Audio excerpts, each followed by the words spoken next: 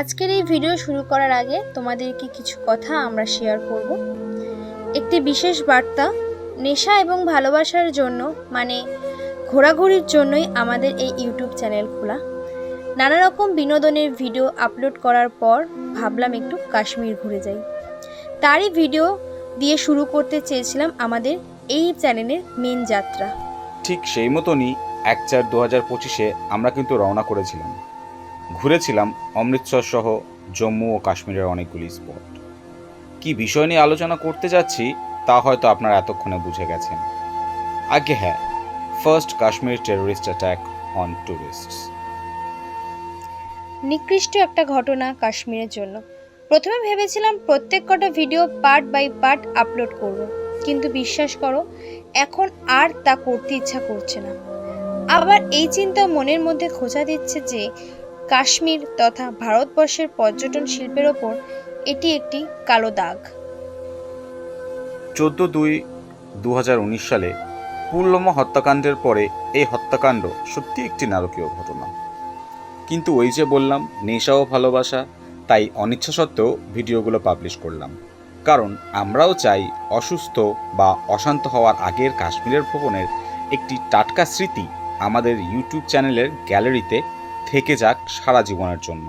তার কারণ আমরা এই ট্রিপটি শেষ করার 9 দিন পরেই কিন্তু অ্যাটাকটি হয় বৈশারণ ভ্যালিতে। যাই হোক, এই ঘটনার পর আমি আমার সকল ইউটিউবার ফ্যামিলিদের জানাতে চাই কাশ্মীর ট্রিপের থেকে বিরত থাকুন। যদি ভবিষ্যতে স্বাভাবিক অবস্থায় ফিরেও আসে তাহলেও কতটা যাওয়া যুক্তিযুক্ত তা আপনাদের ওপরই ছেড়ে দিলাম। হ্যালো এভরিওয়ান, তোমাদের সবাইকে স্বাগত জানাই আমাদের চ্যানেল explorer.rr2 এর নতুন একটা ভিডিওতে।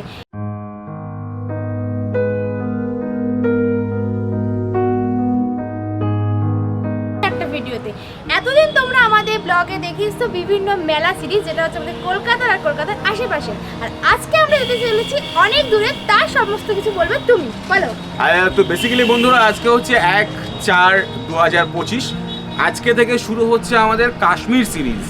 মানে হচ্ছে এই যে গরম পড়ছে, শীতটা বেরোচ্ছে, গরমটা পড়ছে, এই ঠিক শীত এবং গরমের প্রাক মুহূর্তে আমরা যাচ্ছি কিন্তু কাশ্মীর। শুধুমাত্র আমরা যাচ্ছি বলে কথা নয়, আপনাদেরও কিন্তু আমরা সাথে রাখছি, নিমন্ত্রণ জানাচ্ছি কাশ্মীর সিরিজটা ভালো করে দেখার জন্য। তো বেসিক্যালি আমরা এই ভিডিওতে শেয়ার করব কিভাবে যাচ্ছি, কোন ট্রেনে যাচ্ছি এবং ওখানে কি কি দেখছি, এবং টোটাল একটা বাজেট, এটা আমরা পার্ট বাই পার্ট পাবলিশ করব। তো বন্ধুরা চলো তাহলে বেরিয়ে পড়া যাক, আর সময় নষ্ট করব না, কারণ সকালবেলায় 12টা 10 হচ্ছে ট্রেন কলকাতা চিতপুর স্টেশন থেকে। তো চলো যেতে যেতে বাকিটা ইনফরমেশন দিচ্ছি।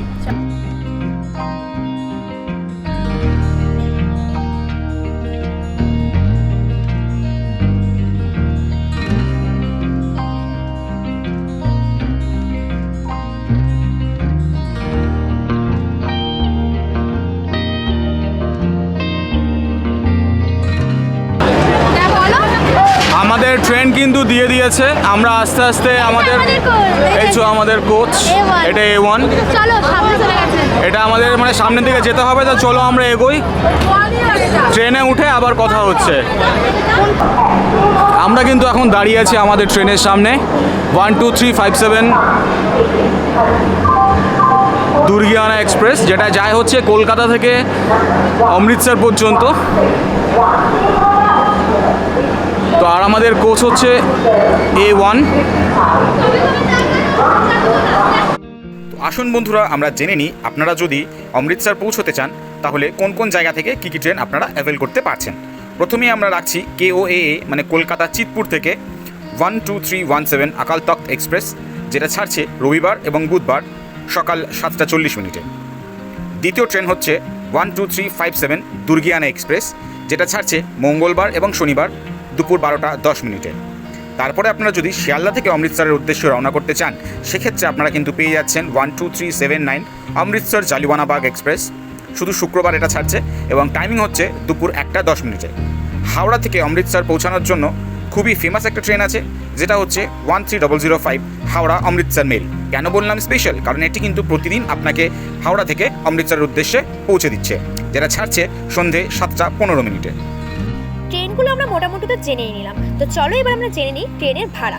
প্রতিটা ট্রেনের ভাড়াই প্রায় কাছাকাছি 10 বা 15 টাকার হেরফের। তো চলো জেনে নিই ট্রেনের কোচের ভাড়া। জেনারেল কোচের ভাড়া 445 টাকা মতো, স্লিপারের ভাড়া 760 টাকা মতো, থার্ড এসির ভাড়া 1980 টাকা মতো, সেকেন্ড এসির ভাড়া 2860 টাকা মতো, ফার্স্ট এসির ভাড়া 4880 টাকা মতো, চেয়ার কারের ভাড়া 1630 টাকা মতো, 2S এর ভাড়া 460 টাকা মতো, আর ফার্স্ট ক্লাসের ভাড়া 2260 টাকা মতো। টিকিট চেক ডান। তো আমরা আজকে ট্রাভেল করছি 12357 দুর্গিয়ানা এক্সপ্রেস। এই দুর্গিয়ানা এক্সপ্রেস বেসিক্যালি ছাড়ে হচ্ছে আমাদের কলকাতা চিতপুর স্টেশন থেকে, যেটা যায় হচ্ছে সপ্তাহে মাত্র 2 দিন। তো সেই 2 দিন হচ্ছে, একটা হচ্ছে টিউসডে আর একটা হচ্ছে Saturday.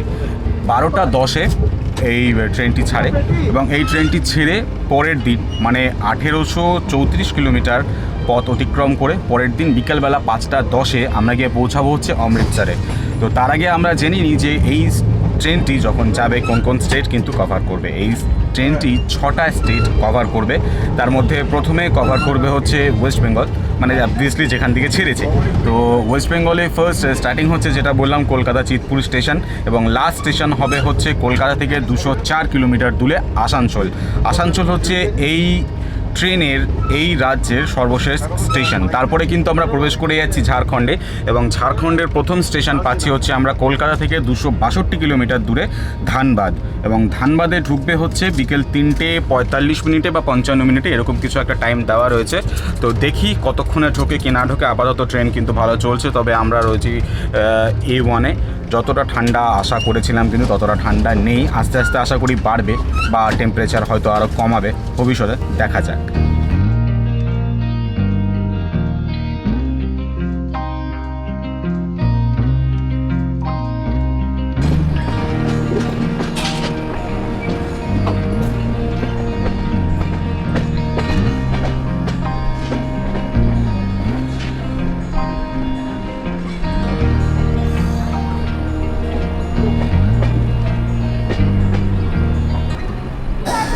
Good morning from Moradabad, UP. আমরা কিন্তু কলকাতা থেকে 1311 কিলোমিটার পথ চলে এখন চলে এসেছি ইউপির মুরাদাবাদ অঞ্চলে, মানে যাকে আমরা বলি পিতল নগরী। এটাকে পিতল নগরী নামেও চেনা হয়। এই যে আমাদের পেছনে ট্রেন দেখছেন, এই দুর্গিয়ানা এক্সপ্রেসে করে আর মাত্র 500 থেকে 600 কিলোমিটার বাকি আমরা পৌঁছে যাব অমৃতসরে। আর ট্রেন চলছে 1.8 মানে 1 ঘন্টা 8 মিনিট লেটে চলছে। তো চলো একটু স্টেশন ভিউটা দেখিয়ে দিই।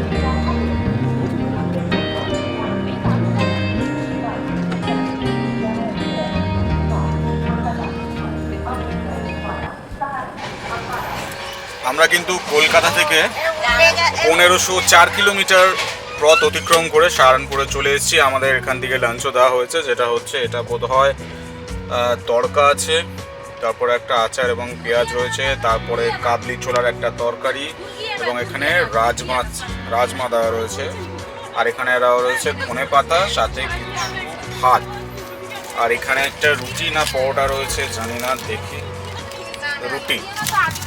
রুটি রয়েছে। তো চলো আমরা লাঞ্চটা করে ফেলি।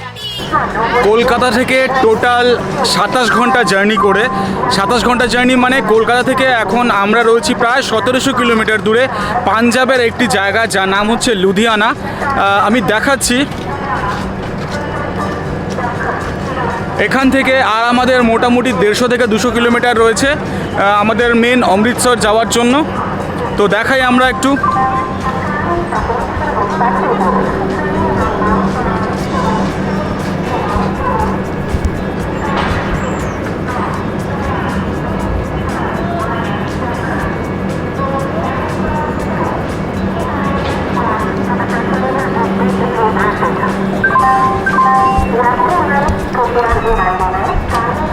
ট্রেনের ভেতর কিন্তু আমি একভাবে বসে রয়েছি এবং খুব বোরিং ফিল হচ্ছে, যে কারণের জন্য যে স্টেশনগুলোতে নামা সম্ভব সেই স্টেশনগুলোতে নেমে আমি কিন্তু তোমাদের ভিউ দিচ্ছি। এবং তোমরাও এই যে ভিডিওটা দেখছো, এই ভিডিওটা দেখে যদি ভালো লাগে তবে কিন্তু প্লিজ লাইক করো, সাবস্ক্রাইব তো অবশ্যই করো। তো চলো, আরও কিছু জার্নি বাকি রয়েছে, এখানে মোটামুটি 4 মিনিটের হল্ট রয়েছে, আরও কিছু জার্নি বাকি রয়েছে, সেটুকু কমপ্লিট করি এবং আজকে রাতের কি প্ল্যান থাকে কি না থাকে সব কিছু তোমাদের সাথে শেয়ার করছি। টাটা। এখন কিন্তু বর্তমানে আমরা দাঁড়িয়ে আছি জলন্ধর সিটিতে, মানে পাঞ্জাবের 2 নম্বর শহর জলন্ধরে আমরা দাঁড়িয়ে রয়েছি। এখানে ট্রেনের হল্ট টাইম হচ্ছে 4 মিনিট, সবে ঢুকলো, একটু স্টেশনটা আপনাদের সাথে শেয়ার করে নিই।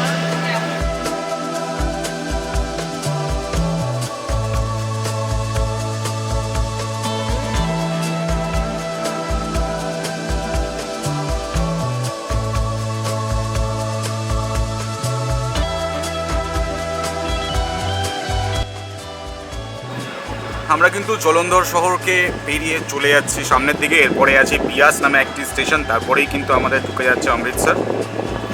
তো এস্টিমেট টাইম হচ্ছে 5:45, ট্রেন আমি দেখলাম আধা ঘন্টা লেট আছে, মানে ওই 6টা সাড়ে 6টা নাগাদ আসতে পারে। মাঝখানে যদি ট্রেন টেনে দেয় তাহলে তো একটা আলাদা ব্যাপার, কিন্তু নর্মাল যেটা দেখাচ্ছে সেটা 6টার মধ্যে দেখাচ্ছে।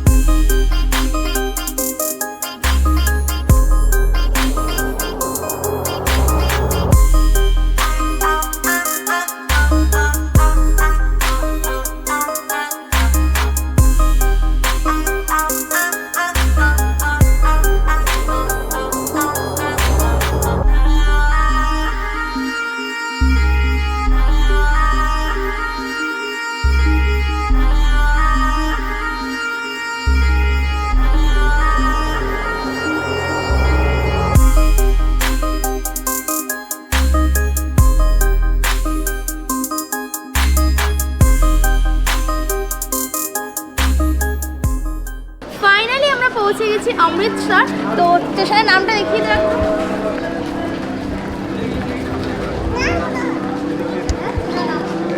অমৃতসর। আর আমার মাম্মাম, আমরা সবাই কিন্তু প্রচুর এক্সাইটেড আজকে ট্যুরটা। তুমি মজা পাচ্ছ তো? ও আমার ড্রেস পরে নিয়েছে, ওর ড্রেসটা ভিজে গেছে। চলো আমরা বেরিয়ে ওদিকে দেখো। আমাদের একটা দল কিন্তু এখানে নেমেছে, এখনো আরো অনেক মানুষের নামা বাকি। তো চলো আমরা তাদের কাছে যাই। লাগেজ কি আমরা নিতে পারবো সবাই? আশা করি।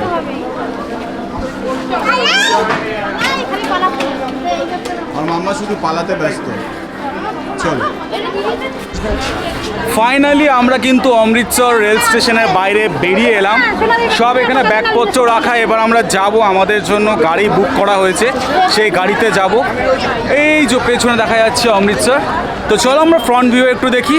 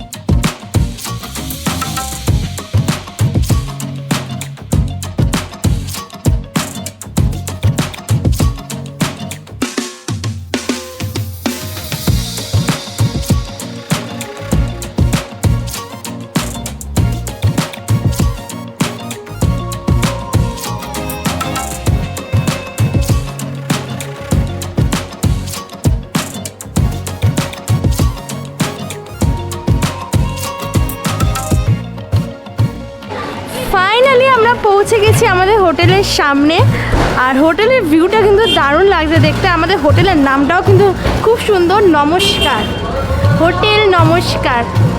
চলো হোটেলের ভেতরে যাওয়া যাক, এক এক করে সব আমাদের লোকেরা ঢুকছে, ওই দিক দিয়ে সবাই আসছে। তো আমরা এখন হোটেলে প্রবেশ করছি এক এক করে। চলো রিসেপশন।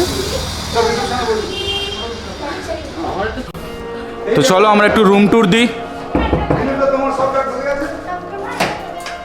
এই যে সব এখনো অগোছালো, তো আমরা ঢুকলাম সবাই মাত্র রুমে। খুব সুন্দর একটা পেন্টিং, রোজ পেন্টিং, বড় একটা বেড। বলো তো গোলাপ কিসের প্রতীক? ভালোবাসার প্রতীক। তাই এই রুমটা আমাদের জন্য। যাক, সুন্দর একটা সিমিলারিটি খুঁজে পেয়েছো। তার আগে দেখাই বাথরুমটা। ওয়াও ওয়াও, এটা ওয়েস্টার্ন। এখানে একটা ওয়ার্ড্রপ রয়েছে, একটা সুন্দর টিভি রয়েছে, সুন্দর বড় মিরর আছে, আর ওদিকে আছে সাইড টেবিল আছে দুটো। দুদিকে সাইড টেবিল আছে। এখন আমরা ফ্রেশ হয়ে গেছি, ফ্রেশ হয়ে আবার রেডি হয়ে গেছি। এখন যাচ্ছি আমাদের এখানে ফার্স্ট ঘোরার জায়গা, যেটা হচ্ছে এখানকার ফেমাস স্বর্ণ মন্দির। আমরা রাতেও একবার ভিজিট করবো, সকালেও একবার ভিজিট করবো। তো এখন ভাবছি রাতের ভিজিটটা করে নিই। তো চলো বেরিয়ে পড়া যাক। সবাই এগিয়ে গেছে মোটামুটি, ওইদিকে রয়েছে যাচ্ছি, চলো।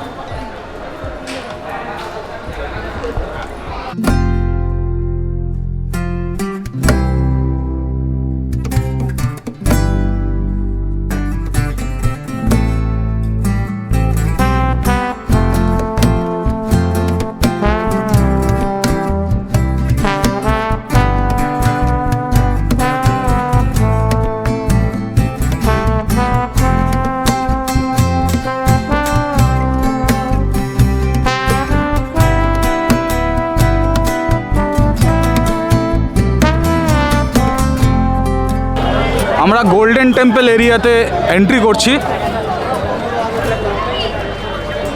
চারিদিকে বিভিন্ন দোকান, বন্ধুরা দোকান দেখতে পাচ্ছেন। এটা বেসিক্যালি বলা যেতে পারে যে আমাদের ধর্মতলার মতন এরিয়া। অনেক ট্যুরিস্ট সমাগম হয়।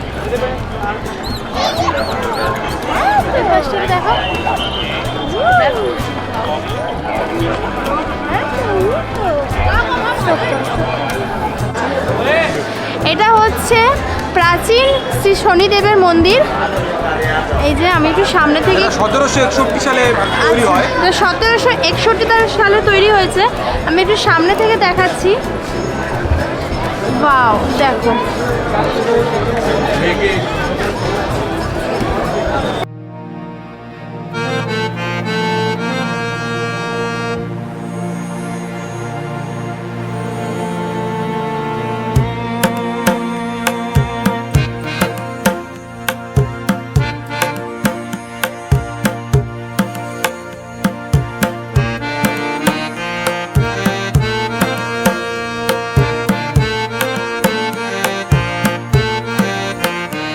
যেহেতু আমরা হাত দিয়ে জুতোটা খুললাম, তাই জন্য কিন্তু এখানে হাত ধোয়ার একটা ব্যবস্থা রাখা হয়েছে। এই যে এখানে সবাই হাত ধুচ্ছে।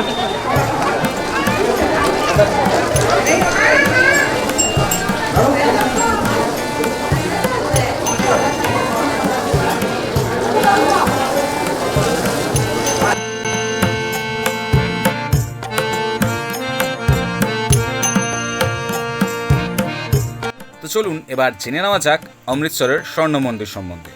অমৃতসরের স্বর্ণ মন্দির 16শ শতাব্দীতে চতুর্থ শিখ গুরু রামদাস সাহেব দ্বারা প্রতিষ্ঠিত করা হয়েছিল। প্রতি মাসে হাজার হাজার দর্শনার্থীরা এই গুরুদুয়ারাতে জড়ো হন। অতএব বোঝাই যাচ্ছে যে শিখ ধর্মাবলম্বীর মানুষের কাছে এটি কতটি ইম্পর্ট্যান্ট। এই স্বর্ণ মন্দির নির্মাণের 2 শতাব্দী পরে মহারাজা রঞ্জিত সিংহ দ্বারা 1830 সালে মন্দিরকে 162 কেজি সোনা দিয়ে আবরণ করা হয়। তখন তার মূল্য ছিল প্রায় 65 লাখ টাকা। তারপরে 1990 সালে আরও 500 কেজি সোনা দিয়ে এটিকে পুনরাবরণ করা হয়েছিল। স্বর্ণের পরিমাণের মূল্য আজকের হিসাবে 140 কোটি টাকা। এখানে এখন জল খাওয়ানোর চলছে, তাই সবাই জল খেতে গেছে, পবিত্র জল।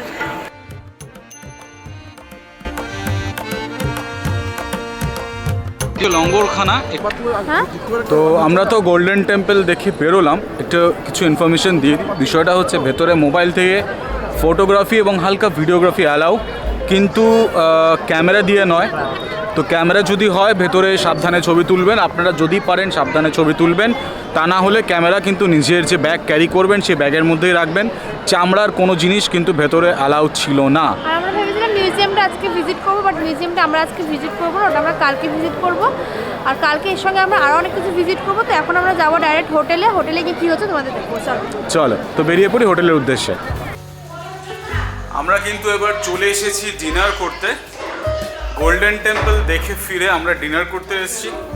সব এখানে অ্যারেঞ্জমেন্ট হয়েছে। আর এইটা হচ্ছে ডাইনিং হল। মাম্মার জন্য আগেই খাবার চলে এসছে। এখন বাজে রাত 11:30 মতো, 11:30 ঠিক নয়, 11:15 মতন বাজে। তোমরা তো দেখলে যে আমরা ডিনার করে আসলাম। ডিনার করে এসে এখন রেস্ট না ঘুমিয়ে পড়বো, কারণ কালকে সকালে উঠতে হবে 7টার সময়, আমাদের গাড়ি আসবে, তারপর আরও দেখা দেখতে হবে। মামামের শরীরটাও খুব একটা ভালো নেই, দেখা যায় কালকে কি হয়। তো চলো আজকের মতো গুড নাইট, দেখা হবে আবার কালকে ব্লগে। টাটা। মামা টাটা করে দাও। টাটা।